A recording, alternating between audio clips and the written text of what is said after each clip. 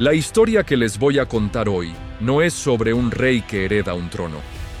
Es sobre un hombre que creyó ser un dios y que, impulsado por una obsesión, decidió conquistar el mundo. Olviden las estatuas y el mármol. Hablemos de la mente detrás de la mayor conquista jamás vista. Hoy hablamos de Alejandro Magno. Alejandro nace en Pela, la capital de Macedonia, en una Grecia que era un auténtico caos. No era un país unificado. Era un puñado de ciudades-estado, Atenas, Esparta, Tebas, que se odiaban cordialmente. Su padre, Filipo II, era un genio militar y un hombre que veía el caos como una oportunidad. Filipo estaba uniendo Grecia con mano de hierro, no por amor a la unidad, sino para cumplir su verdadera ambición: aplastar al imperio persa, el gigante que había amenazado a Grecia durante generaciones. Filipo era un maestro de la guerra. Perfeccionó la falange macedonia y construyó un ejército profesional y letal. Con él, sometió a las ciudades griegas una por una, combinando la fuerza bruta con una diplomacia astuta. Estaba sentando las bases para una invasión a gran escala, un proyecto que consumiría su vida.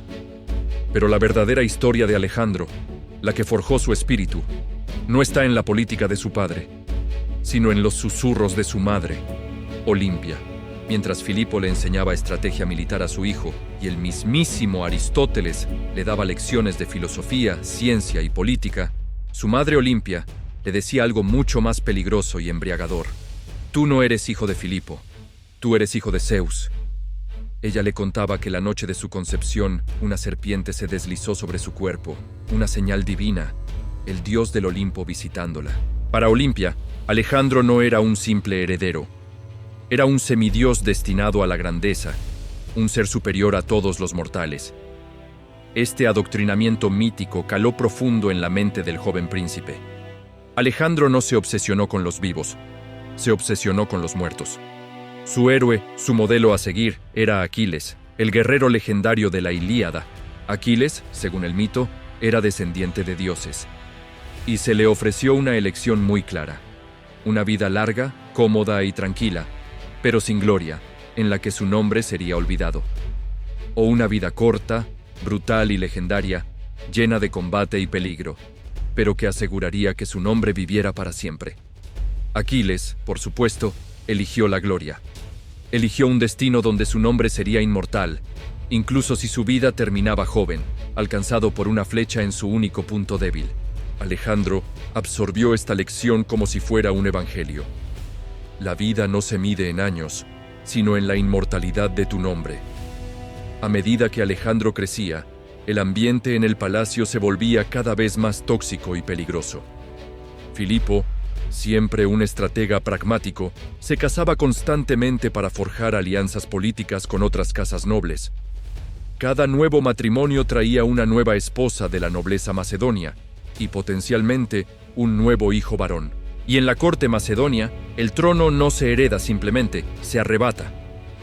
Un nuevo hermano de pura sangre macedonia era una amenaza directa a la posición de Alejandro, cuya madre, Olimpia, era de Epiro, una extranjera a los ojos de muchos nobles.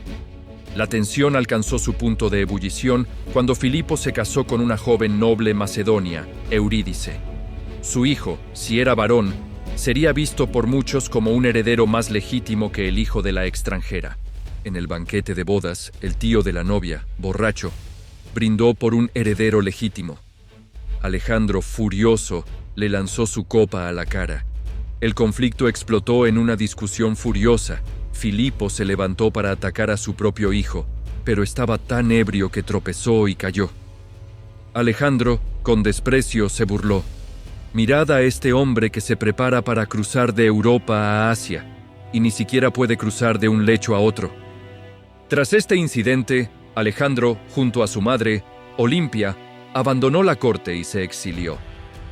El joven príncipe que había soñado con la gloria de Aquiles y la conquista del mundo, ahora veía su destino deslizarse de sus manos por una simple intriga palaciega. El imperio persa, en ese momento bajo el mando de Darío III, era una entidad colosal. Se extendía desde Egipto hasta la India, un imperio de una riqueza y un poder inimaginables para los griegos. Conquistarlo era la ambición de toda una generación, y Filipo estaba a punto de lograrlo. Pero el destino, como en las tragedias griegas que Alejandro tanto amaba, tenía un giro macabro preparado, uno que cambiaría la historia para siempre. Filipo, para sellar una alianza política y proyectar su poder sobre toda Grecia, celebró la boda de su hija en una fiesta grandiosa. Nobles, soldados y diplomáticos de todo el mundo griego estaban presentes. Era una demostración de su poder absoluto. Y en medio de la ceremonia, cuando Filipo entraba majestuosamente al teatro, uno de sus propios guardaespaldas, un hombre llamado Pausanias, se abalanzó sobre él.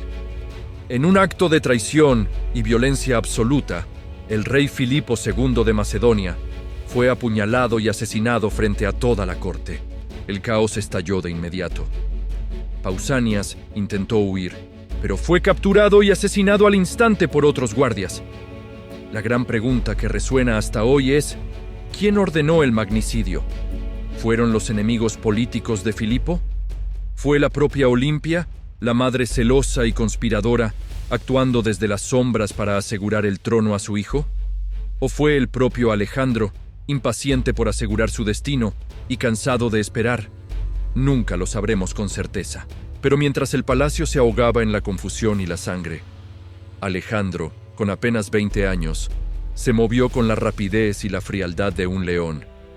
Aseguró el apoyo de los generales clave del ejército, hombres leales a su padre, y se proclamó inmediatamente como el nuevo rey de Macedonia. Y mientras él consolidaba su poder político a la luz del día, su madre, Olimpia, se encargaba de eliminar cualquier amenaza restante en la oscuridad. La joven esposa de Filipo, Eurídice, y el bebé recién nacido, que podría haber reclamado el trono, desaparecieron, víctimas de la brutal purga de Olimpia.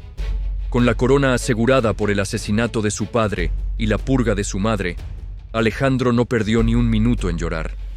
Su ambición, esa voz interna que le decía que era hijo de Zeus y el heredero espiritual de Aquiles, tomó el control total.